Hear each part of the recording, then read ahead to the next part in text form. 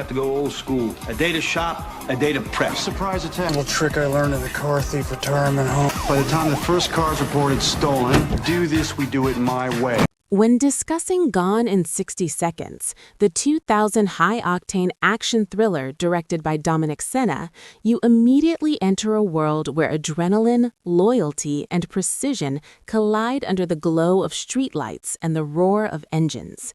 This is not just a film about stealing cars, it is a story about legacy, redemption, and the magnetic pull of a past life that refuses to let go.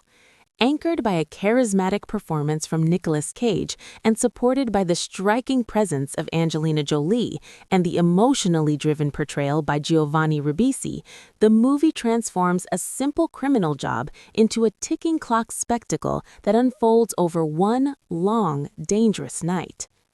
At its core, the film introduces us to Randall Memphis Raines, a man who once ruled the underground world of high-end car theft. Memphis was a legend, a ghost in the system, capable of stealing any vehicle without leaving a trace.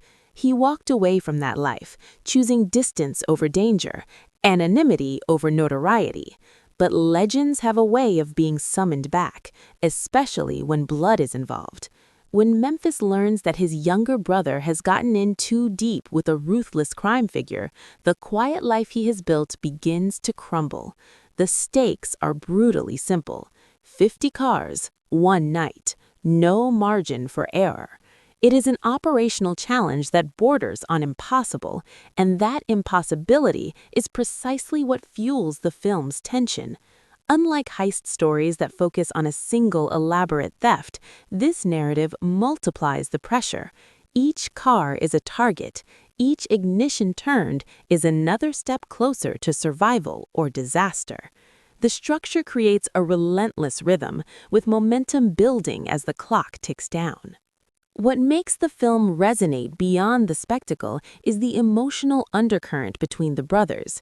Giovanni Ribisi's character carries a restless, impulsive energy, representing both vulnerability and recklessness. His mistakes set the entire crisis in motion, yet his bond with Memphis is authentic and layered. There is resentment there, but also deep loyalty. Memphis does not return to crime for money or glory. He returns because family ties override personal reform. The film frames this not as a glamorous choice, but as a burden he accepts without hesitation. Angelina Jolie's character adds another dimension to the story. She embodies the fearless, no-nonsense spirit of the crew Memphis once led. Her presence signals that the old team is not just a collection of criminals, but a family forged in risk and precision. The chemistry between the characters reflects shared history, silent glances, unspoken strategies, mutual trust built over countless jobs. When Memphis begins assembling his former crew, the film shifts into a preparation phase that feels both nostalgic and tense. Each member brings a specific skill set, reinforcing the idea that this is a coordinated operation, not reckless chaos. Visually, the film thrives on kinetic energy. Dominic Sena's direction leans into sweeping camera movements, glossy nighttime cinematography, and the metallic sheen of luxury vehicles lined up like trophies waiting to be claimed. The cars themselves are not background props, they are characters. Each model on the list carries its own personality, from exotic supercars to American muscle icons. The meticulous detailing of the target vehicles heightens the stakes. These are not random thefts, they are prized machines with distinct identities and values. The ticking clock structure intensifies once the night begins. Plans unravel, improvisation becomes necessary, and unforeseen complications threaten to derail the entire operation. Law enforcement looms in the background, gradually tightening the net. The cat-and-mouse dynamic amplifies the suspense, as every near miss or narrow escape feels earned. Memphis is portrayed not as invincible, but as exceptionally skilled. His calm under pressure contrasts sharply with the escalating chaos around him. One of the film's defining elements is its celebration of car culture. The screenplay recognizes the emotional connection enthusiasts have with their vehicles. Engines rev with authority, tires screech across asphalt, and the choreography of high-speed chases becomes a language of its own. The sound design plays a crucial role here, immersing the audience in the mechanical symphony of horsepower and friction. The film does not merely show cars being driven, it makes you feel the velocity. Yet, beneath the glamour of chrome and horsepower lies a meditation on identity. Memphis struggles with who he is versus who he wants to be. Walking away from crime did not erase his reputation, it only suspended it.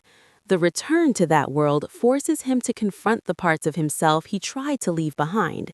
The alias Memphis symbolizes a persona larger than life, a myth within the criminal underground. The film subtly explores whether he can use that legend one last time without being consumed by it. The ensemble dynamic adds texture to the narrative. Each member of the crew represents a facet of organized chaos: hackers, drivers, spotters, mechanics. Their banter injects moments of levity, balancing the tension. Humor emerges organically from stressful situations, making the characters feel grounded despite the extraordinary circumstances. These interactions prevent the film from becoming purely mechanical. There is warmth amid the urgency. As the night progresses, setbacks accumulate. Vehicles are harder to secure than anticipated. Timelines shrink. The list of 50 cars looms like an impossible mountain. The pacing accelerates, mirroring the character's rising anxiety. Memphis must rely on instinct as much as planning. The final stretch of the operation becomes a test of endurance and willpower. Fatigue, desperation, and determination converge, pushing the narrative toward its climactic crescendo. The climax itself delivers on the promise of high-stakes spectacle. The pursuit sequences are extended, immersive, and technically ambitious. Practical stunt work dominates, grounding the action in tangible physics rather than exaggerated fantasy. The sensation of weight and speed enhances the authenticity of the chase. It becomes less about evasion and more about proving that Memphis truly is the master driver legend suggests he is. Beyond the action, the resolution underscores the film's thematic core: sacrifice for family. Memphis risks imprisonment and death to secure his brother's safety. In doing so, he reaffirms the values that ultimately define him. The cars, the money, the notoriety, all of it fades in comparison to loyalty. The contract may be fulfilled, but the emotional payoff lies in reconciliation and survival. Culturally, the film sits at an interesting intersection in early 2000s action cinema. It reflects an era fascinated by speed, style, and sleek aesthetics. Its glossy presentation aligns with the turn of the millennium appetite for visually polished blockbusters. At the same time, it retains a classic heist film structure, blending old-school criminal camaraderie with modern action sensibilities. The combination of star power and mechanical spectacle contributed to its lasting recognition among fans of automotive thrillers. Nicolas Cage's performance anchors the entire experience. He brings a controlled intensity to Memphis, avoiding caricature while embracing charisma.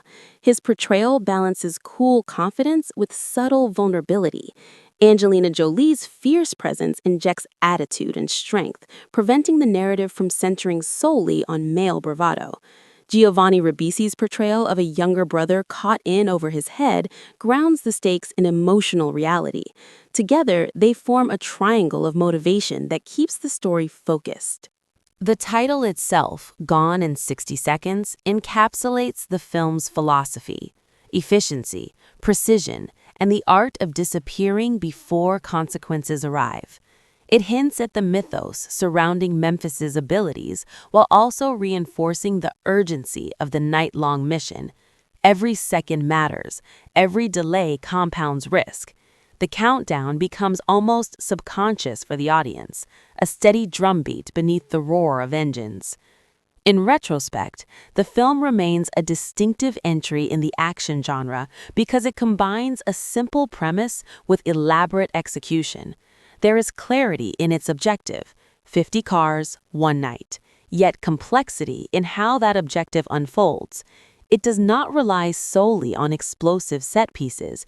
It builds suspense through preparation, teamwork, and escalating complications. The structure mirrors the anatomy of a high-stakes operation, moving from recruitment to execution to aftermath. Ultimately, the enduring appeal of Gone in 60 Seconds lies in its fusion of spectacle and sentiment. It delivers the thrill of high-speed chases and precision theft while grounding the narrative in brotherhood and redemption. Under Dominic Sena's direction, the film transforms a criminal contract into a cinematic marathon fueled by horsepower and heart. For viewers drawn to stories where loyalty overrides fear and skill meets desperation, it remains an engaging, engine-revving ride that captures the spirit of early 2000s action filmmaking and the timeless allure of life lived on the edge.